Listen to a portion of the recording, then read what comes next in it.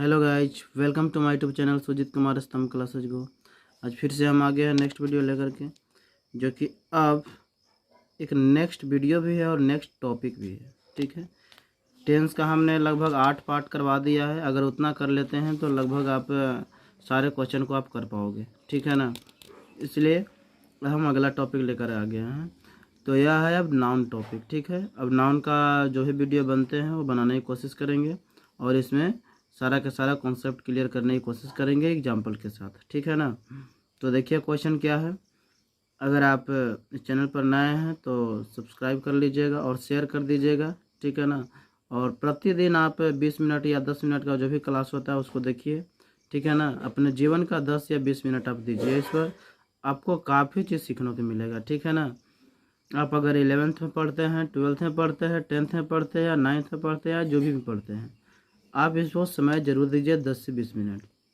ठीक है, आपकी तैयारी को बहुत मजबूती बनाएगी। देखिए फर्स्ट नंबर जो क्वेश्चन है, there is no dot dot in the hall. यहाँ पे आप देख सकते हैं मित्र कि आप लोग लगा देते हैं कि there is no place in the hall, there is no vacant, है ना। तो ये सब उत्तर नहीं हो सकते हैं। अगर जगह के लिए अगर हमको ऑप्शन अगर चयन करना है तो रूम का ही चयन करें। There is no room in the hall मतलब इस हॉल में जगह नहीं है। ठीक है ना, there is no room, room होना चाहिए। ठीक है, आप कहीं भी लगाइए रूम ही लगाना पड़ेगा आपको। ठीक है, अगर आप प्लेस लगाते हैं या वैकेंट लगाते हैं तब तो ये गलत हो जाएगा। ठीक है ना, और मिस्टेक तो होना ही है, इसलिए आप रूम ही लगाइएगा। नेक्स्ट क्वेश्चन है, अगला क्वेश्चन है, dot dot of players was cheering on the play ground. तो प्लेयर्स मतलब खिलाड़ी, खिलाड़ी के समूह को क्या बोला जाता है? खिलाड़ी के समूह को क्या कहा जाता है मित्र? तो टीम कहा जाता है। अब जानते हैं कि एक टीम बनाकर जाते हो, क्रिकेट खेलाते हो। ठीक है ना, पेयर मतलब तो जोड़ा होता है, जिससे कि आप मोजा हो गया उसका आप जोड़ा बना लेते हैं, है ना। दो होता ना है। बंडल, बंडल मतलब क्या होता है? जैसे छड़ियों का समूह हो गया, बंडल बना लेते हो। पैक, पैक, पैक जैसे कि जो ताश खेलते हो ना, ताश जो 52 पत्ता का ताश होता है उसका एक समूह है, उसको क्या बना देंगे? पैक हम लोग कह देंगे उसको। ठीक है ना, अगला देखिए, वी सा हम लोगों ने देखा ऑफ लायंस। तो लायन मतलब शेर, शेरों के समूह को क्या कहा जाता है? प्राइड कहा जाता है। शेरों के समूह को क्या कहा जाता है? प्राइड। ट्रुप मतलब क्या होता है? सोल्जर का समूह होता है। सोल्जर मतलब क्या होता है? सैनिक। सैनिक के समूह को ट्रुप भी कहा जाता है। सैनिक के समूह को आप आर्मी भी कह सकते हैं। सैनिक के समूह को बटालियन भी कहा जाता है ना। देखिए आगे,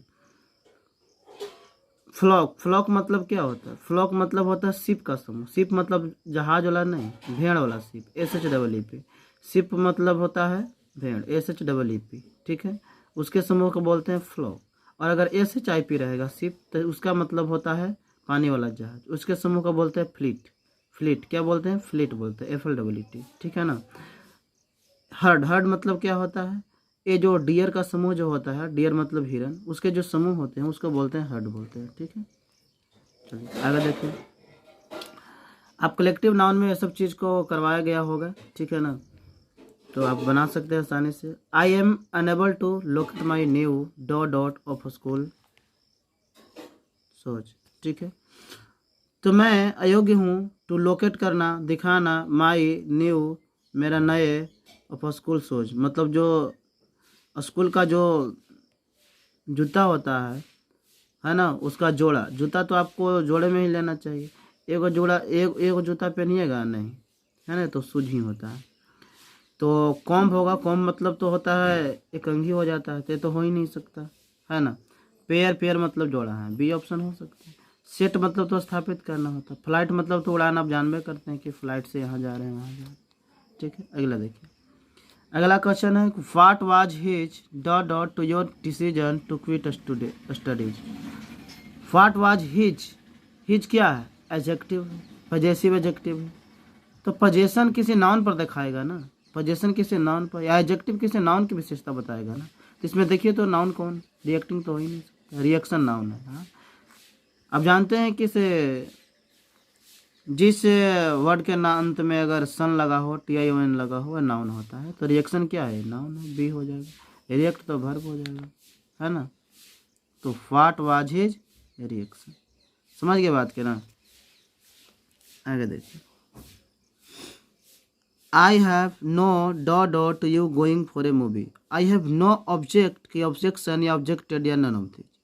तो आई हैव नो के बाद नाउन लेता है। जैसे आई हैव नो मनी, मेरे पास पैसे नहीं है, तो मनी से पहले क्या है, नो आया, और मनी क्या है, नाउन है। उसी प्रकार से नो के बाद क्या आना चाहिए, ऑब्जेक्ट नाउन आना चाहिए। नो के बाद क्या आना चाहिए, नाउन आना चाहिए। नाउन इसमें कौन हो सकता है, देखिए ऑब्जेक्शन हो सकता है, ऑब्जेक्शन हो सकता है, क्योंकि अब जानती हैं कि इसमें सन लगा हुआ है, TION, तो ये क्या है, नाउन है।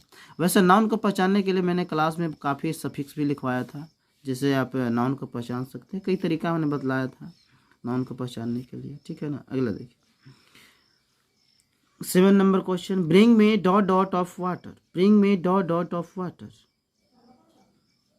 तो अब क्या होगा भाई, तो सम ग्लास ऑफ वाटर।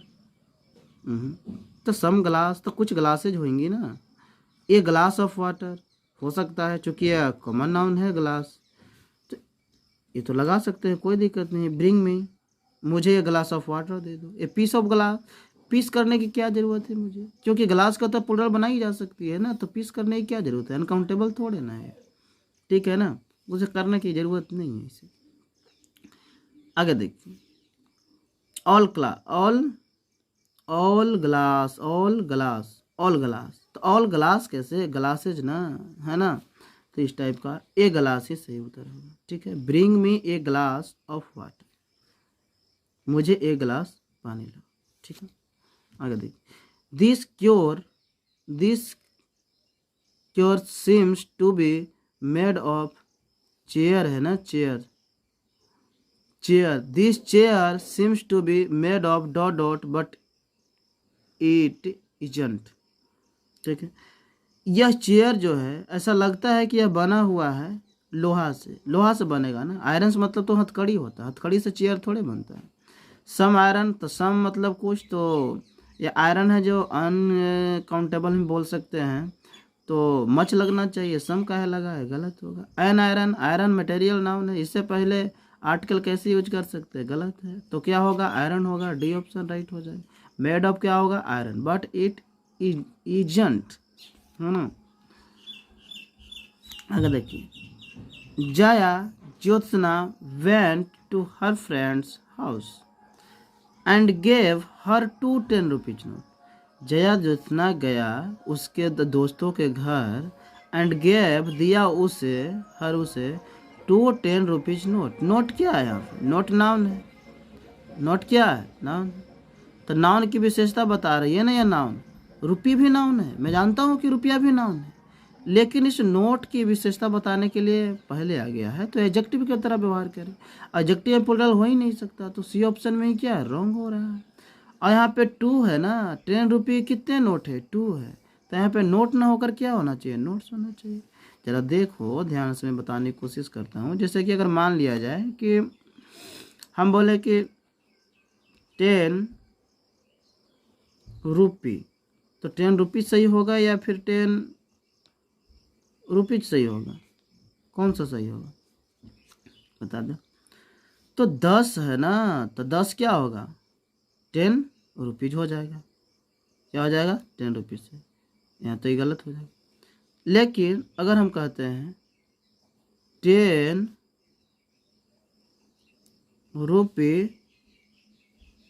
नोट, 10 रुपया के नोट, ए 10 रुपी नोट, ठीक है। अगर हम लिखते हैं ए 10 रुपीज नोट, तब देखिए ये नोट है, 10 रुपया का क्या है, नोट है, कितना नोट है, एक नोट, एक ही नोट है ना, तो सिंगुलर यहाँ होगा। और 10 रुपया क्या है ना, तो 10 रुपया का नोट हुआ। अब यहाँ 10 रुपीज कहने का मतलब 1 रुपया 10 को होगा, तभी तो ये रुपीज प्लुरल हुआ।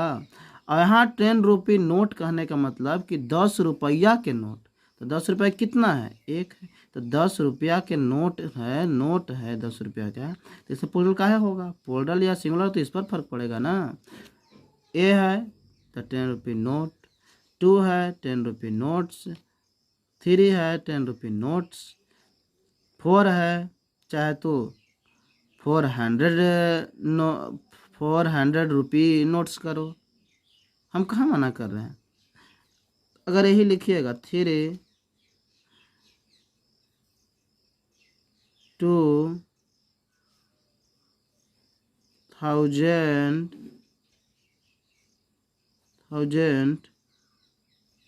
नोट्स, हम काहे माना करेंगे भाई। 2000 नोट चलता है और 3 गो नोट है तो क्या दिक्कत है, यहाँ पोर्टल कर दिया गया नाउन में। ये तो एडजेक्टिव है तो इसमें थोड़ा ना पोर्टल हो। समझ गया ना बात क्या है। जैसे 20 माना क्या होगा 20 माइल्स, तो 20 माइल्स तो 20 मील की दूरी, कोई दिक्कत नहीं है। समझ गए ना। तो कोई ऐसे कोई दिक्कत नहीं है। लेकिन अगर यही नाउन अगर किसी दूसरे नाउन की विशेषता बताने लगे तो वह नाउन एडजेक्टिव हो जाता है, और एडजेक्टिव को कहीं प्लूरल किया ही नहीं जा सकता। और यहाँ पे आपको प्लूरल दे रखा है तो गलत है ना, गलत है। ठीक है, अब देखिए अगला क्वेश्चन, आप समझ गए होंगे। माई सन इज रीडिंग, मेरा जो पुत्र है वो पढ़ रहा है। दिनकर, दिनकर अमधारी से दिनकर को आप जानते हैं। एंड निराला, सूर्यकांत त्रिपाठी निराला आप जानते ही हैं, जिसको दीनबंधु निराला के नाम से भी जाना जाता है। Poetry as a part of his syllabus, as a part of his syllabus. तो उनकी निराला और दिनकर की जो कविताएं हैं उसको पढ़ते हैं, जो कि उनके सिलेबस में है, उनके सिलेबस की भाग, इसलिए आपके मेरा बेटा पढ़ते हैं। तो यहाँ पे आप देख सकते हैं मित्र कि दिनकर में एपोस्ट्रोफी एस लगा हुआ है और निराला में एपोस्ट्रोफी एस लगा हुआ है, क्योंकि दिनकर की कविता अलग रही है, निराला की कविता अलग रही है। समझे ना। तो जब अलग अलग रहता है तो उसको हम सेपरेट पोजीशन बोलते हैं, सेपरेट पोजीशन, समझे, सेपरेट पोजीशन। तो सेपरेट पोजीशन है तो सेपरेट में क्या लगता है, अलग अलग, सेपरेट मतलब अलग अलग, तो दोनों में एपोस्ट्रोफी एस लगेंगे। ठीक है। लेकिन जिसमें अगर ज्वाइंट पोजीशन रहता है तो इसमें एपोस्ट्रोफी एस न लगा करके इसमें एपोस्ट्रोफी एस लग जाता है। ठीक है ना। तो यहाँ पे क्या हो जाएगा, तो यह पोएट्रीज है ना, यहाँ तो एपोस्ट्रोफी एस सही है। लेकिन बतलाइए, हम आपको बतलाए थे कि पोयम अगर ढेर सारा मिल जाता हो, पोयम यहाँ पे आपको बता दें, देखिए जैसे देखिए एक पोयम है तो एक पोयम कर दिए, लेकिन अगर बहुत सारा है तो उसको क्या बोल देते हैं, पोयम्स बोल देते हैं। और इसी पोयम्स को आप पोएट्री भी कह सकते हैं, क्योंकि पोयम बहुत सारा है, पोयम पोयम पोयम है ना। इस पूरा के समूह को क्या बोल देते हैं, जितना है पोयम, इसको बोल देते हैं पोएट्री, है ना। इसलिए इसको कहा जाता है अनकाउंटेबल सिंगुलर नाउन, पोएट्री को।